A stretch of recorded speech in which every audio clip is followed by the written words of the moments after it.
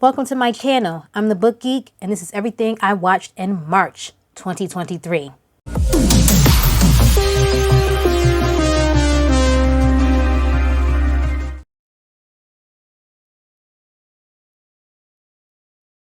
So I kicked off the month of March with a movie titled All Eyes. It's about a disgraced podcaster who goes to interview a farmer who claims there is a monster living in the woods near his house. I thought this movie had a lot of potential, but for me, it just couldn't quite find its footing. I gave it 2 stars. I also watched Firestarter. This is a remake and it is based off of a Stephen King book of the same name. There's also a previous adaptation, which is why this is a remake, that came out in the 80s. It is about a couple who tries to hide their daughter's special abilities. She has the ability to use fire as a superpower. Zac Efron was incredible in this film, and I think he really carries this film as the father of this young girl. I thought this was a decent remake. I gave it 3 stars. I also watched Megan. When a woman becomes the unexpected guardian of her young niece, she decides to gift her with Megan, a lifelike artificial intelligent doll. This one was enjoyable for me. It was a good mix of humor and horror. I actually did a movie reaction to this one, so you can check that out if you want to see my first time reaction. I gave this one 3 stars. One of our family movie night movies was titled Strange World. This is an animated film about a family of explorers who finds themselves in a strange land with strange creatures. This movie has themes and representations that apparently piss some folks off.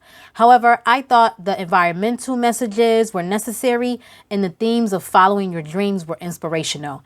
It was adventurous and visually stunning. A great watch. I gave this one 3 stars. Another family night movie was Puss in Boots: The Last Wish.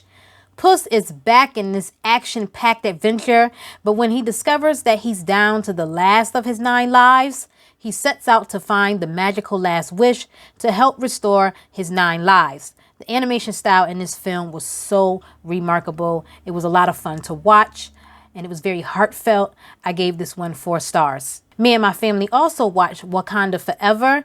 This is the sequel to the Black Panther film. As they mourn the loss of T'Challa, the people of Wakanda must fight to protect their home from an invading force. I gave this one 4 stars. Of course, I went to go watch Scream 6. I'm a huge fan of the Scream franchise, and I'm not going to describe what Scream is. You already know what it's about, and I loved it. I gave it 4 stars. I also watched The Magician's Elephant. This is an animated film that is based on the book of the same name. A young orphan boy searching for his missing sister seeks help from a fortune teller who advises him to find a magician with an elephant. This was such a heartwarming movie and definitely worth the watch. I gave it 3 stars. In the Forever Purge, a group decides that the annual purge shouldn't stop at daybreak and instead should never end. They want it to last forever. I gave this one 3 stars. Father Stu is a biographical film starring Mark Wahlberg about a boxer turned Catholic priest. I gave this one 3 stars. In the movie 65, a pilot crash lands on an unknown planet riddled with prehistoric creatures. I expected so much more from this one, but it fell a little short for me. It was still entertaining enough. I actually took my youngest son, who loves dinosaurs, to see this for his birthday, and even he was not impressed. I gave this one 3 stars. My favorite movie for the month of March was Del Toro's Pinocchio. We all know the story of Pinocchio, but of course, Del Toro's version of Pinocchio is visually and emotionally stunning, and I expected no less from him. Of course, I loved it. I gave it 5 stars. Now let's talk about the TV shows I watched in the month of March.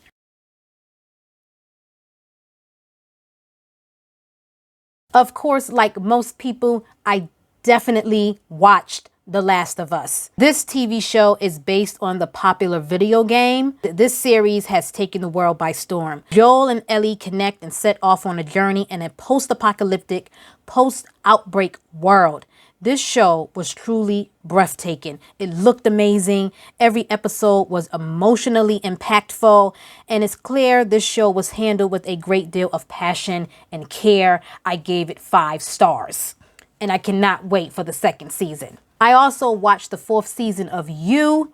We're back with Joe in this thriller series, and he's back up to his old tricks. This season, however, pales in comparison to all the previous seasons. It was not my favorite. It was not very memorable, if I'm being honest. I gave it 3 stars. I also watched the final season, the 5th and final season to The Last Kingdom. I was really impressed with the final season of The Last Kingdom. Uhtred is back to face both new and old adversaries. The storyline this season was so compelling and action-packed, and they did a great job wrapping this story up. I gave it 5 stars. Devil in Ohio is a limited thriller series about a psychiatrist who takes in a young patient who escaped from a cult, putting her and her family in danger. I gave this one 3 stars. In this psychological thriller, Echoes, twin sisters decide to swap lives, but the consequences become dire when one of them goes missing. This miniseries was such a mindfuck. Oh my God. I gave it 3 stars. In the show Keep Breathing, a woman has to fight to survive after the plane she was on crashes. And because I only watched one new to me movie for the month of April, I decided to include it here on March's wrap up, and that movie is titled Clock. This movie explores the societal pressures of motherhood. A woman enrolls in a clinical trial to try and fix her broken biological clock after friends, family, and society pressure her to have children. I gave this one 3 stars.